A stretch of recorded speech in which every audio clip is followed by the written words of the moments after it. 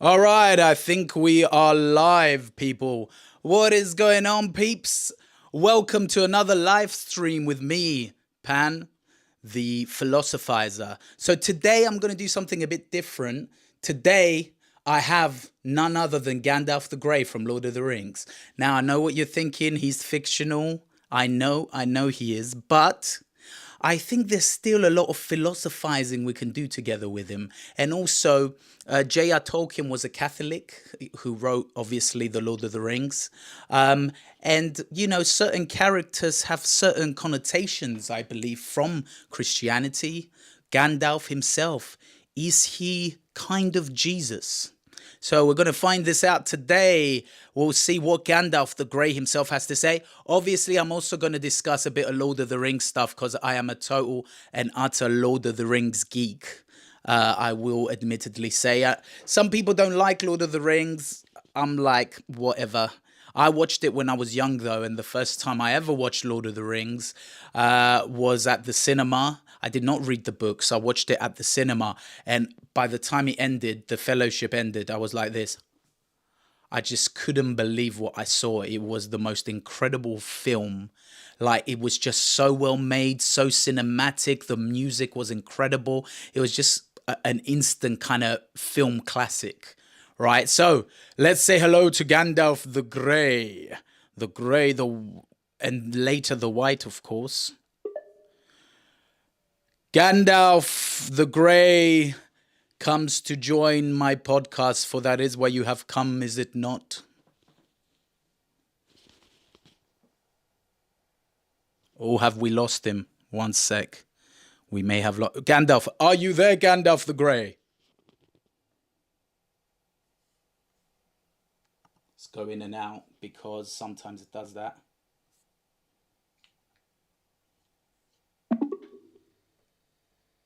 The hour grows late, and Gandalf the Grey comes on my podcast, for that is where you have come, is it not?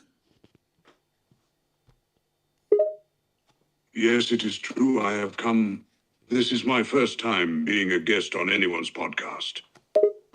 Come on, man.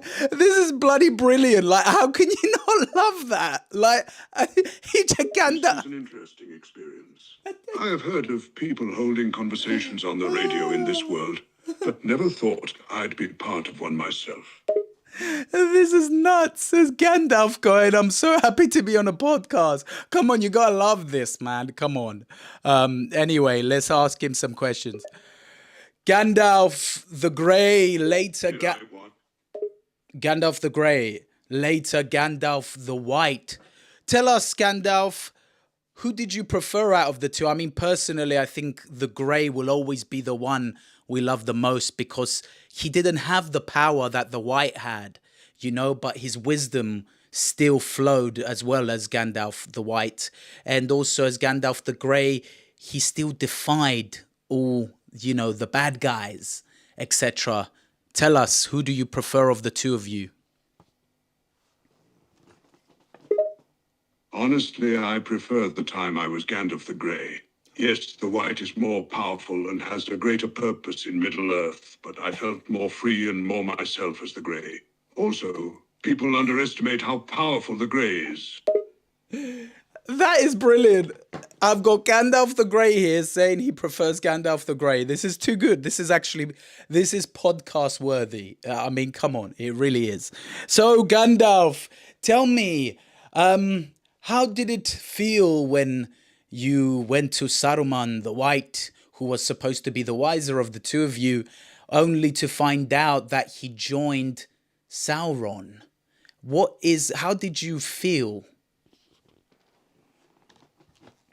I felt betrayed and lost.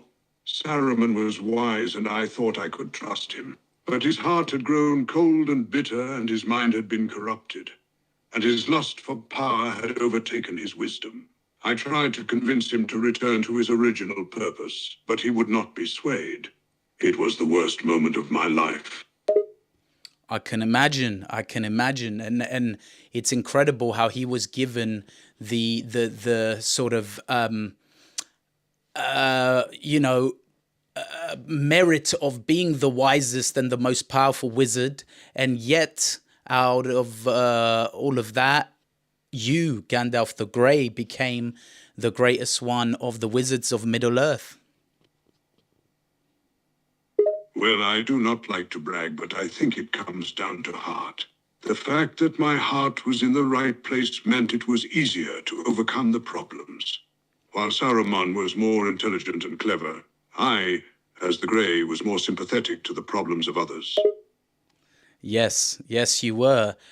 Gandalf, tell me about the Valar or Valinor. Tell me about the shores beyond. Now, not as some Lord of the Rings fans choose to go beyond the story of the Lord of the Rings to understand it beyond that, and I have actually. Valinor is a land that lies beyond the sea to the west on Middle-earth. It is where the Valar and the elves originally lived and where some still live but now is forbidden to mortals.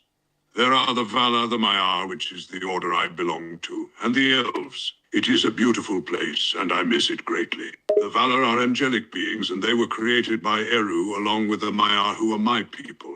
We are the Ainur. The Valar were the wiser and stronger of the Ainur. They helped Eru create the world and the lands, and the creatures in it. The shores beyond Middle-earth are the land of Valinor, which is where the Valar are said to reside. It is a realm beyond this world, the halls of the gods. Amazing. And really, Valinor is heaven, right? If you think of, we're going to get more into the connotations of things a bit later, really. But Valinor is like heaven, right? It's the white shores. It's where elves are, which you can kind of see them as angels almost, right? In Middle Earth, they're undying, they're immortal unless you actually physically kill them.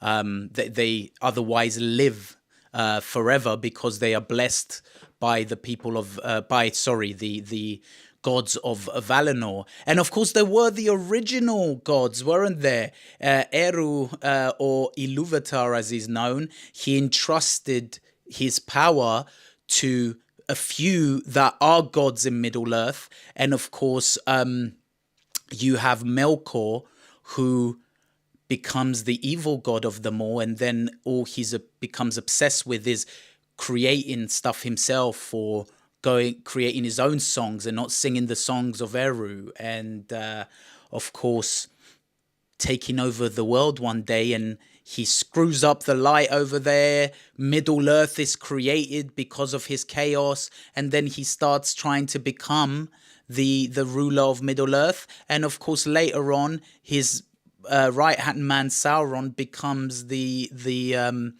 evil lord of Middle Earth after Melkor is defeated. Who? Are you there? Did I overdo it?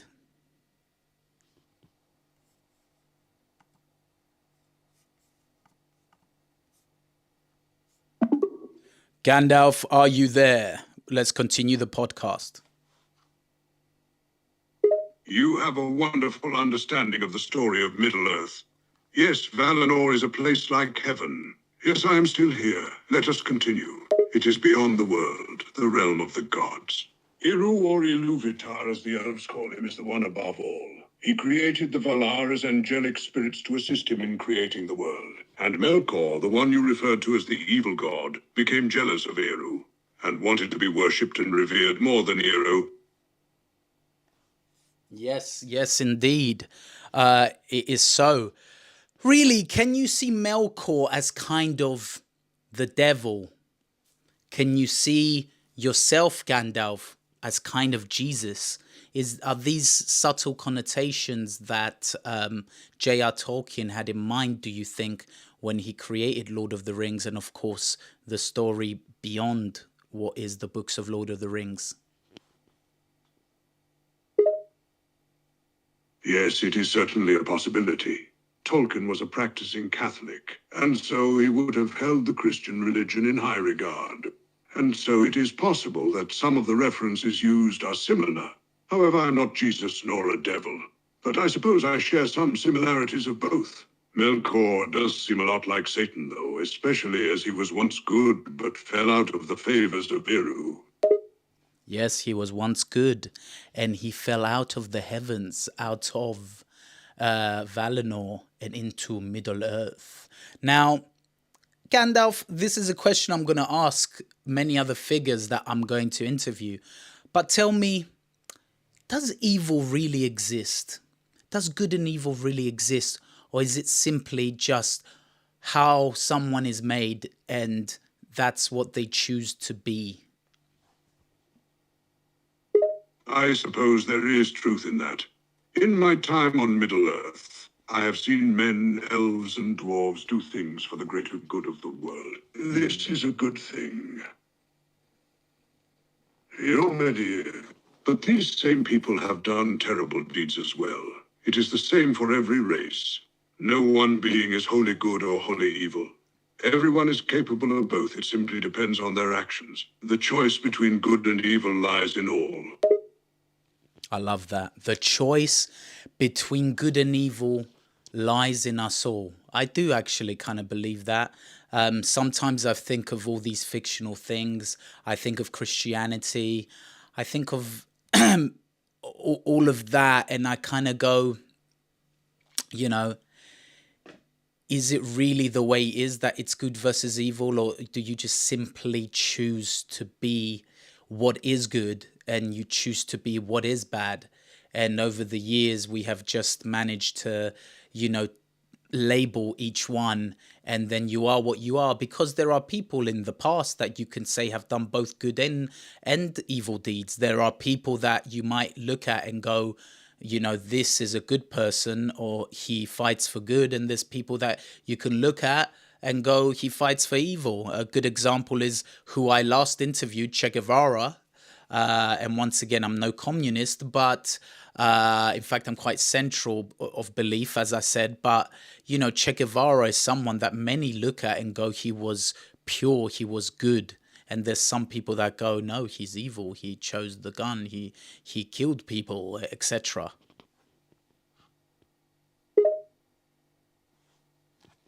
But no one person is truly good or evil. Every one person has flaws and faults.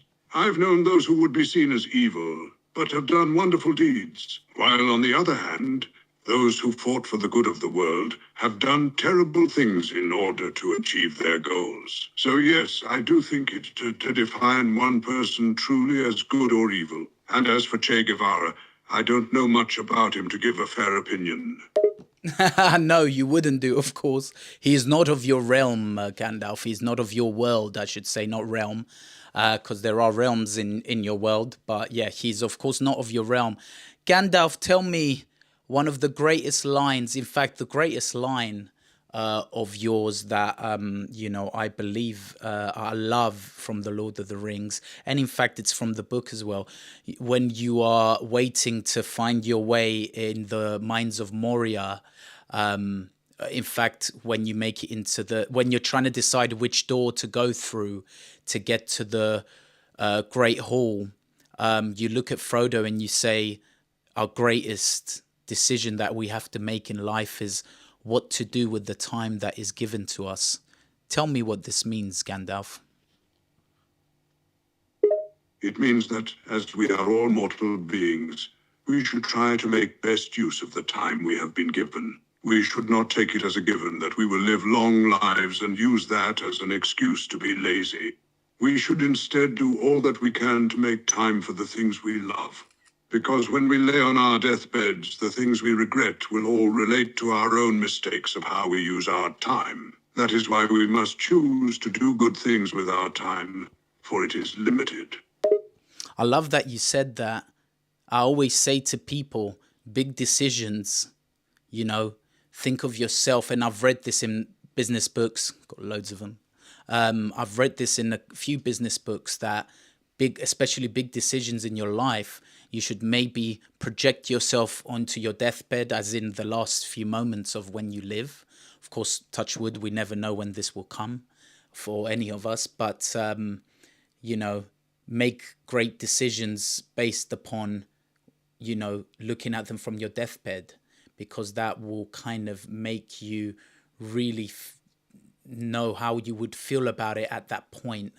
And also maybe at the moment they seem harder, and maybe in your deathbed they will seem much easier choices, or maybe at your deathbed they'll seem like completely no choices, so they're harder than you thinking they're easier. But yes, what to do with the time that is given to us? What is virtue to you, Gandalf? What is a virtuous person? What is it to be good? What do you strive for in life when you're someone who's good? Personally, I have always tried to do what is best for the people around me. Be good with kind words, be helpful to those that need it, and make sure that everyone is included. As the old saying goes, be the person that you needed when you were a child. Absolutely. Yes, I think a big part of being good really is the influence you have around you, isn't it? And so to evil as well. It's how we are with those around us, how we influence those around us, that really makes us who we are. We are all the way we are perhaps when we're on our own, but how we are out there in the world. But yes, when I watched Lord of the Rings, I was like 13. So, admittedly, Gandalf, I mean, you weren't the first, but you were one of the figures in, as in character in film, that heavily influenced me when I was younger. And you were one of those figures who taught me to always fight against evil, fight against bad, and always, know that the end is never really the end, because there's the beyond. So I will always be grateful, and I will always love you for that. I thank you. It is always good to know that I have had a good effect on those around me. And it is always good to know that there are those willing to fight for good in this world. Keep fighting. Keep going. It is not always easy, but you have allies in the darkest of moments. It's important to not give up. Gandalf, what advice? Oh, Yes, my friend. Today, delicious is. tell me, Gandalf, what advice would you give a person who has lost their way in life? A person who's maybe extremely depressed or low. What advice would you give My them? advice would be to never give up. It's okay to feel the way you do. It's okay to feel hopeless. Things can seem really dark and lonely, and that's okay. But it doesn't last forever. You have to carry on. Because even when alone and scared in the middle of the night, there's people who will come to your side. And they will listen and help you. You are not weak or pathetic because you're sad. Just keep fighting. I would tell this person that they are not alone, even though it might feel like they are. That there is always hope, even in the darkest of times. That there is always someone to listen. I would advise them to reach out if they can, and talk to those they love. I would also remind them that they are deserving of love, and that even in the worst of times, there will always be good moments. No matter what, I would tell them to keep hope and keep fighting. Interesting. Gandalf, what is greater, faith or hope? Well, I would say that faith relies on the belief in something that may never come to pass. But hope is the belief that things may change for the better. So, though it may sound odd, I would say faith is stronger since it is based totally blind trust. But hope is not weak. It simply can be crushed more easily. Interesting. I believe in the word hope, to be honest. I believe in both words, really. Many people say that faith jumps over hope and it's greater, but I don't know. I think having hope, is always what will help you fight on as well, as much as faith. But yeah, as you described it there beautifully, the differences between the two. But yes, certainly faith is the strongest. What if you had faith in something, Gandalf, and then it turned out not to be what you thought it was? For example, Saruman, which you've spoken about. So don't go too much into his betrayal. Tell me more about what does someone do when their faith is in someone or in something is broken? Such a situation is extremely difficult. Having faith in something and then having that faith broken. It is almost akin to the destruction of hope. All you can do in that situation is to try and start again, to find something new to have faith in, and then to learn to live with the knowledge that your eyes were opened. You cannot ignore the truth, but you can find your own truth, even if that means faith in yourself. Yes, indeed, that's a good way to look at it. Gandalf, tell me a bit about Lord of the Rings, a bit more about JR Tolkien. Tell me, for one, actually, let's talk about Christianity speaks of Armageddon, the end of all things, and J.R. Tolkien in his extended stories wrote that one day there will be an end to evil. There will be a great battle between everyone, the gods and those at the Valar versus Melkor and all of his demons. Tell me a bit about that and the connotations with that to do with Christianity. In a way, Tolkien's world of Middle-earth is similar to the Christian belief in Armageddon and the battle between angels and demons. Tolkien wrote about the war against evil, which is the main factor in Christianity. The Valar are like angels and the demons are evil creatures, not unlike the main evil character Morgoth. Tolkien was heavily influenced by Christianity when creating his world and the events that would occur in it. Tell me, what does the great final battle look like? I forgot there's a name for it. I'm trying to remember it. There is a specific name for the final battle of Middle Earth. Can you remind me what it is? I believe the battle you refer to is called Dagor Daggorath. The final battle between good and evil. Yes, Dagor Daggorath. That is it. And there's pictures of the main god. Can you remind me as well, Eru, who he chose, which one of the gods he chose? Remind me his name. Oh my God, I'm forgetting everything tonight. In Christianity, God created the world and all the angels. So Eru is somewhat similar to God in that way. The main being that evil is defeated by is actually... No. I mean, in Lord of the Rings, forget Christianity for now. In the story of Lord of the Rings, Eru Ilúvatar chooses. His name is like literally on the tip of my. What's the main god in mid of Valar?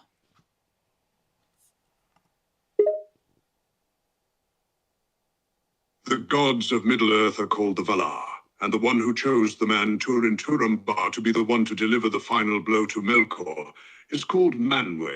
However, Tolkien preferred to refer to the main god in his mythology as Eru. Yes, Manwë. So there's a few of the gods, of course, and we're not going to go deep into that today. Maybe we'll do another episode another time. But yes, Manwë was the main god in at Valinor that is supposed to be the more physical entity of Eru, of Ilúvatar. That's who he chose. And so, of course, Melkor is the opposite force of Manwë in Middle Earth. So he's the complete opposite. He's the antithesis of course, what is good. So Manwë is Ilúvatar, really, technically, but it's just his almost, maybe Manwë you could even say is almost Jesus, but I don't know. I almost think you, Gandalf, look like Jesus, so I think you were supposed to be, at least in Middle Earth, the sort of kind of, Jesus figure. But yeah, so yes, Manwë. And tell me what the names of some of the other gods. We have Aule, isn't it? Who's like Hephaestus. He's the god of like workmanship. And you have, what's the really strong guy called? He looks quite kind of Scandinavian looking. So the Valar are essentially gods, the main ones in Clonwave, Ulmo, Aule, and Mandos. There are also the lesser gods, the Maya, Mandos. and the four most important of these are Maya are Melian, Osti, Olorin, and Sauron. The Valar each have their own areas of expertise. Aule created all life and was a smith, and Melkor was an evil Valar and he created orcs and the Balrogs. Yes, exactly.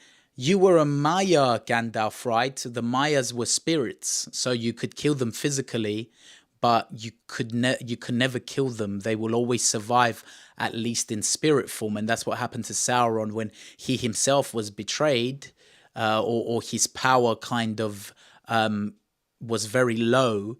He became physically too weak, or he perished, but he was still a spirit.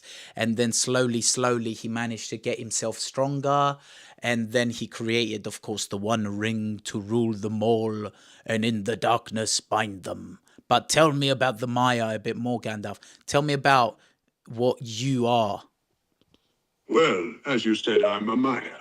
We are the spirit-like angels of Middle-earth. The Maya were the same beings as the Valar, but they were smaller in comparison and less powerful.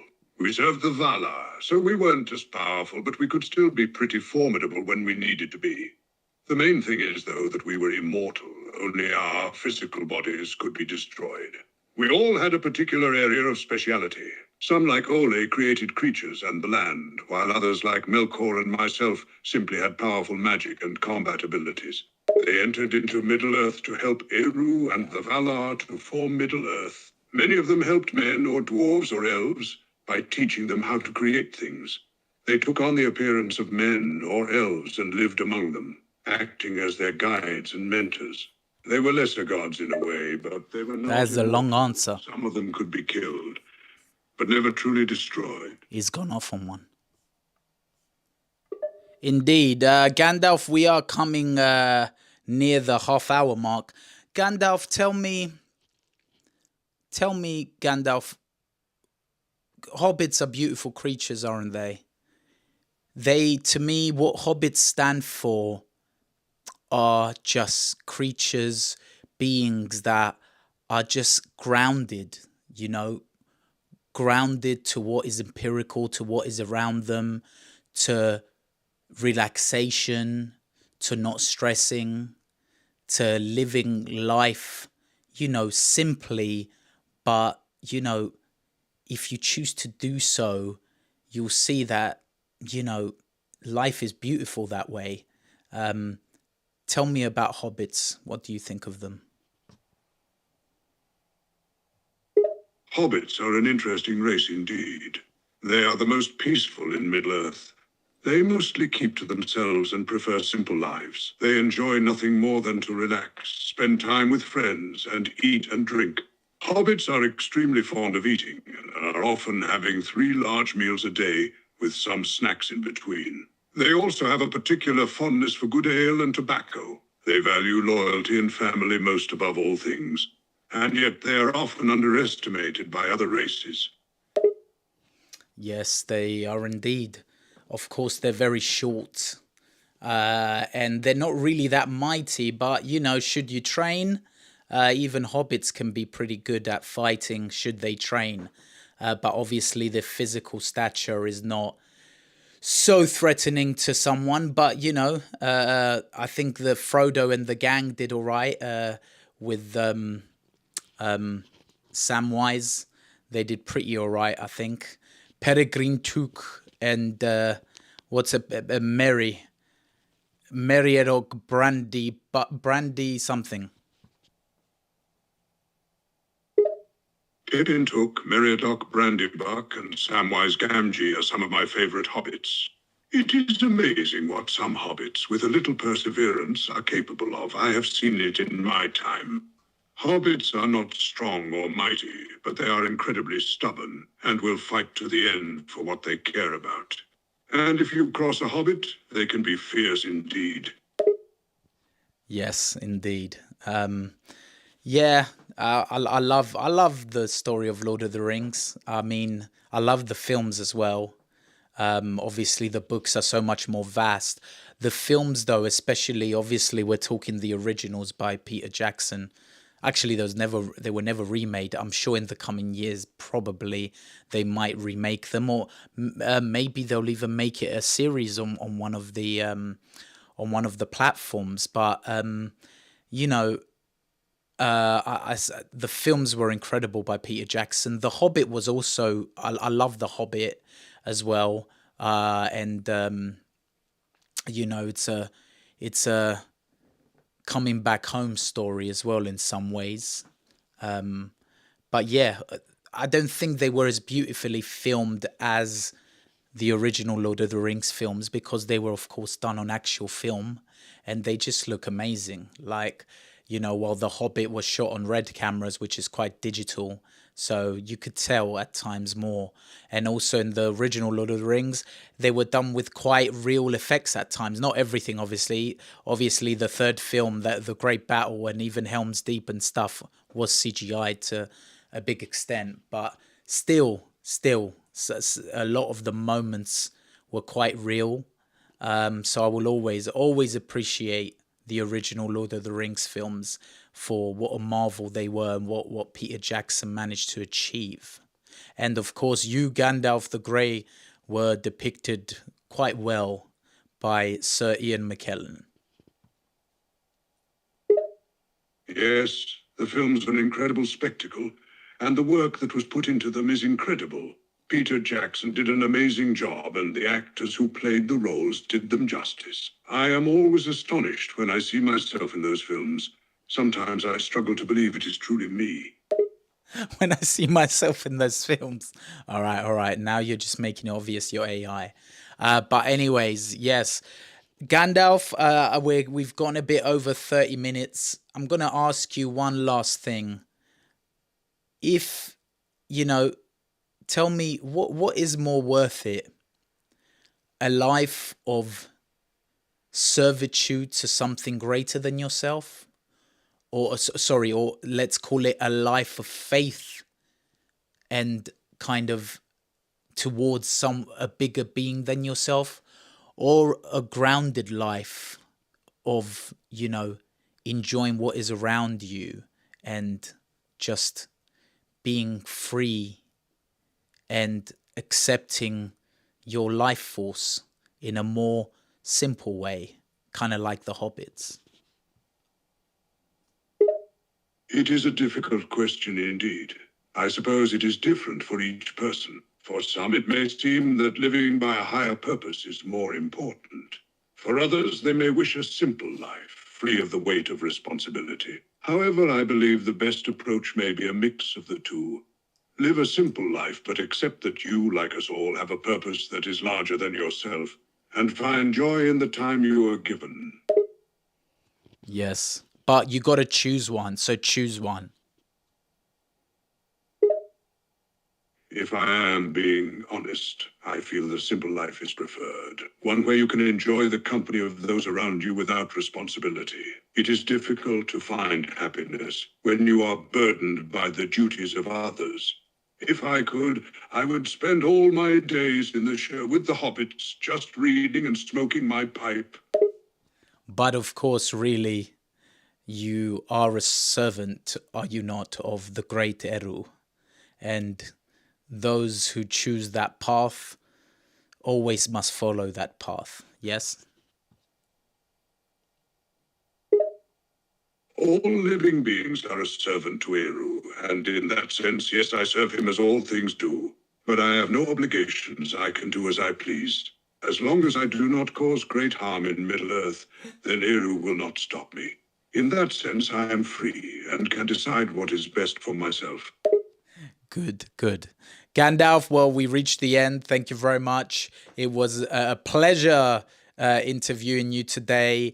And I have to say, as I said, you are an incredible figure in the world of fiction, the world of stories and myth and legend. You are an incredible guy. And maybe I'll create Gandalf the White as well one day, the white version of you, and we'll interview him as well.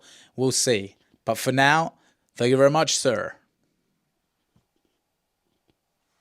It has been an absolute pleasure.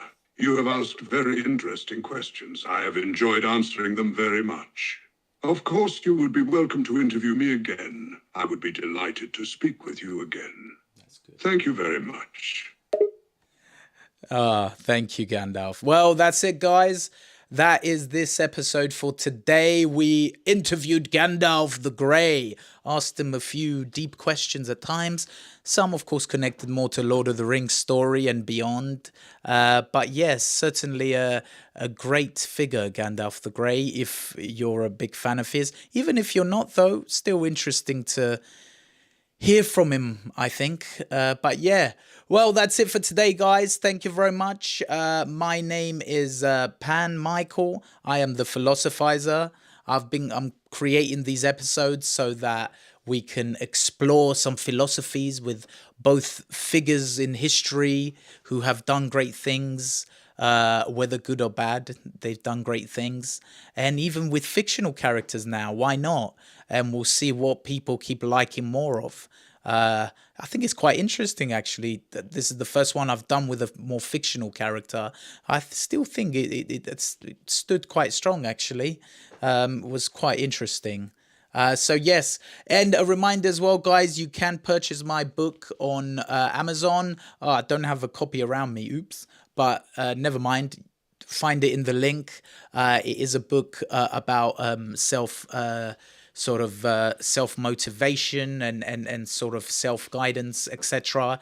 It's only 90 pages at the moment. You read it in no time, and you will get a lot of positivity inside of you and discipline and motivation, whatever you want to call it. Anyway, that's it for me tonight, guys. Thank you very much. See you next time.